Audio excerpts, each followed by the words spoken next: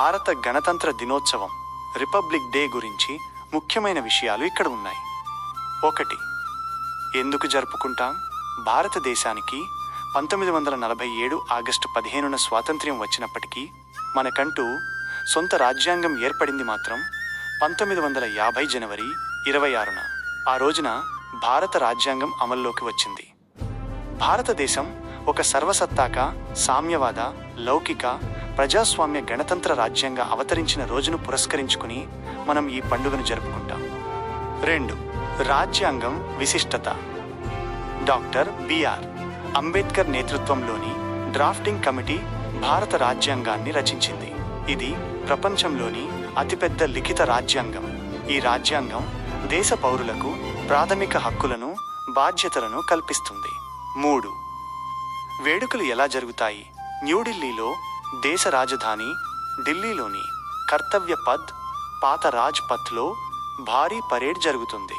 ఇందులో భారత సైనిక శక్తిని, వివిధ రాష్ట్రాల సంస్కృతిని ప్రతిబింబించే శకటాల ప్రదర్శన ఉంటుంది. జెండా ఆవిష్కరణ. గణతంత్ర దినోత్సవం నాడు ఢిల్లీలో భారత రాష్ట్రపతి జాతీయ జెండాను ఆవిష్కరిస్తారు. స్వాతంత్ర్య దినోత్సవం నాడు ప్రధానమంత్రి ఎర్రకోటపై జెండా ఎగురవేస్తారు. దేశవ్యాప్తంగా పాఠశాలలు, కార్యాలయాల్లో జెండా వందనం చేసి స్వీట్లు పంచుకుంటారు. 4. ముఖ్య అతిథి. ప్రతి సంవత్సరం ఈ వేడుకలకు వేరే దేశం నుంచి ఒక ప్రభుత్వాధినేతను ముఖ్య అతిథిగా ఆహ్వానించడం ఆనవాయితీ. మీకు గణతంత్ర దినోత్సవం, రిపబ్లిక్ డే కేవలం ఒక సెలవు దినం మాత్రమే కాదు, భారతీయులందరికీ చాలా ప్రత్యేకమైన రోజు. దీని విశిష్టత ఈ క్రింది అంశాల్లో ఉంది. 1. సంపూర్ణ స్వరాజ్యం, కంప్లీట్ ఇండిపెండెన్స్. 1947లో స్వాతంత్ర్యం వచ్చినప్పటికీ 1950 వరకు మనం బ్రిటిష్ వారి చట్టాలనే గవర్నమెంట్ ఆఫ్ ఇండియా యాక్ట్ 1935 పాటించేవాళ్ళం.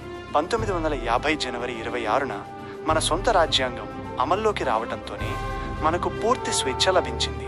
మనం ఒక స్వతంత్ర దేశంగా అధికారికంగా మారాం. 2. ప్రజల చేతిలో అధికారం, పవర్ టు ద పీపుల్. గణతంత్ర, రిపబ్లిక్ అంటే దేశాధినేతను ప్రజలే ఎన్నుకుంటారు అని అర్థం. వారసత్వంగా రాజులు పరిపాలించడం కాదు. మన దేశంలో రాష్ట్రపతిని పరోక్షంగా ప్రజలే ఎన్నుకుంటారు. ఈ రోజున సాధారణ పౌరుడే ఈ దేశానికి నిజమైన రాజు అని రాజ్యాంగం చెప్పింది. 3. రాజ్యాంగం దేశానికి ఆత్మ.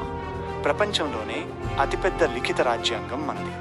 ఇది మనకు కింది హక్కులను కల్పించింది. ప్రాథమిక హక్కులు, ఫండమెంటల్ రైట్స్, మాట్లాడే స్వేచ్ఛ, సమానత్వం, మత స్వేచ్ఛ వంటివి. ఓటు హక్కు, కులం, మతం, ఆస్తితో సంబంధం లేకుండా వయసు నిండిన ప్రతి ఒక్కరికి ఓటు వేసే అధికారం దక్కింది. 4. పూర్ణ స్వరాజ్ తీర్మానం జనవరి 26నే ఎందుకు ఎంచుకున్నారు అనేదానికి ఒక చారిత్రక కారణం ఉంది. 1930లో ఇదే రోజున జనవరి 26 భారత జాతీయ కాంగ్రెస్ పూర్ణ స్వరాజ్, సంపూర్ణ స్వాతంత్ర్యం తీర్మానాన్ని ప్రకటించింది. స్ఫూర్తినిచ్చే కొటేషన్స్. 1. దేశం అంటే మట్టి కాదోయ్, దేశం అంటే మనుషులోయ్, మైనస్ గురజాడ అప్పారావు. 2. స్వేచ్ఛ అనేది దానంగా ఇచ్చేది కాదు, పోరాడి సాధించుకునేది. మన రాజ్యాంగం ఆ స్వేచ్ఛకు రక్షణ కవచం. 3. కుల మతాలకతీతంగా, ప్రాంతీయ భేదాలు లేకుండా భారతీయులందరం ఒక్కటే అని చాటి చెప్పే రోజే మన గణతంత్ర దినోత్సవం. 4. మన పూర్వీకుల త్యాగాలను స్మరిస్తూ భావితరాలకు బంగారు బాటలు వేద్దాం. జై హింద్. గణతంత్ర దినోత్సవ శుభాకాంక్షలు. గణతంత్ర దినోత్సవం, రిపబ్లిక్ డే సందర్భంగా మన దేశానికి స్వాతంత్ర్యం తెచ్చి ఒక గొప్ప రాజ్యాంగాన్ని మనకు అందించిన మహనీయులను స్మరించుకోవడం మన బాధ్యత. గణతంత్ర దినోత్సవ ప్రాముఖ్యతను మరియు స్వాతంత్ర్య సమరయోధుల త్యాగాలను వివరిస్తూ కొన్ని ముఖ్యమైన వివరాలు ఇక్కడ ఉన్నాయి. 1. రాజ్యాంగ నిర్మాత, ఆర్కిటెక్ట్ ఆఫ్ ద కాన్స్టిట్యూషన్. జనవరి 26న మనం ప్రధానంగా గుర్తు చేసుకోవాల్సిన వ్యక్తి doctor B R Ambedkar. Doctor Babasaheb Ambedkar భారత రాజ్యాంగ ముసాయిదా కమిటీ అధ్యక్షులు. కుల వివక్షకు వ్యతిరేకంగా పోరాడి దేశంలోని అందరికీ సమాన హక్కులు కల్పించేలా ప్రపంచంలోనే అతిపెద్ద లిఖిత రాజ్యాంగాన్ని రూపొందించారు. 2. జాతీయ స్థాయి ప్రముఖ స్వాతంత్ర్య సమరయోధులు. మహాత్మా గాంధీ జాతిపిత. సత్యం, అహింస అనే ఆయుధాలతో బ్రిటిష్ వారిపై పోరాడి ప్రపంచానికి శాంతి మార్గాన్ని చూపించారు. భగత్ సింగ్ చిన్న వయసులోనే దేశం కోసం ఉరికొయ్యలను ముద్దాడిన వీరుడు. ఇంక్విలాబ్ జిందాబాద్ అనే నినాదంతో యువతలో స్ఫూర్తి నింపారు. సుభాష్ చంద్రబోస్ నేతాజీ, నాకు రక్తాన్ని ఇవ్వండి, నేను మీకు స్వాతంత్ర్యాన్ని ఇస్తాను అని నినదించి ఆజాద్ హింద్ ఫౌజ్ను స్థాపించి బ్రిటిష్ సైన్యాన్ని ఎదిరించారు. సర్దార్ వల్లభాయ్ పటేల్ ఉక్కు మనిషి. స్వాతంత్ర్యం వచ్చిన తర్వాత 500కు పైగా సంస్థానాలను విలీనం చేసి అఖండ భారతావనిని నిర్మించారు. 3. తెలుగు నేల వీరులు, తెలుగు ఫ్రీడమ్ ఫైటర్స్. మన తెలుగు గడ్డపై పుట్టి దేశం కోసం ప్రాణాలర్పించిన వారిని మనం ఖచ్చితంగా గుర్తు చేసుకోవాలి. అల్లూరి సీతారామరాజు మన్యం వీరుడుగా ప్రసిద్ధి చెందారు. బ్రిటిష్ వారి దోపిడీకి వ్యతిరేకంగా గిరిజనులను ఏకం చేసి విల్లంబులతోనే తుపాకులను ఎదురొన్న ధీశాలి. Tanguturi Prakasam Pantulu Andhra Kesari, the lion of Andhra. Simon Commission వ్యతిరేక ఉద్యమంలో బ్రిటిష్ వారి తుపాకీకి తన గుండెను చూపించి కాల్చండిరా అని గర్జించిన ధైర్యశాలి.